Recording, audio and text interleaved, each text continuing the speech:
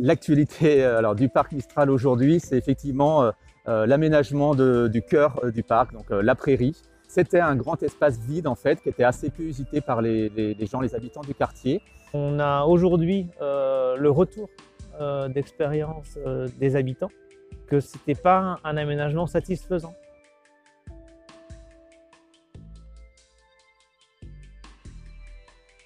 Les points forts de cette prairie, c'est redonner quelque chose de généreux et de beau au quartier Mistral, avec si possible derrière une vie quotidienne agréable et améliorée et une attractivité renforcée pour le quartier.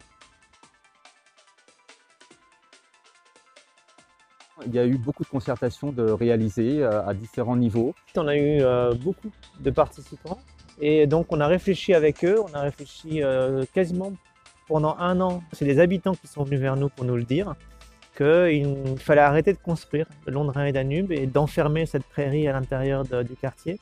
Un des premiers objectifs, effectivement, c'était d'ouvrir le quartier Mistral sur le reste de la ville. L'ensemble du plan de composition lui a redonné beaucoup plus d'espace. La surface a été, je crois, à peu près doublée sur ce secteur-là. On affirme quand même beaucoup de mètres carrés dévolus à des espaces naturels, à des espaces verts. Ce qui permet de faire une refonte globale de ce secteur et notamment de conserver l'idée d'une grande prairie centrale, un espace très ouvert et très polyvalent. La prairie sera composée de plusieurs éléments, donc je vous disais un grand cœur vide, une grande prairie polyvalente qui permet à chacun de l'utiliser comme il le souhaite. Et puis il y a une déambulation qui est créée tout autour par une allée un peu circulaire qui permet vraiment de se promener aussi. C'est l'idée c'est un parc, donc on doit pouvoir s'y promener. Et sur cette circulation périphérique, en fait, viennent se greffer différents usages.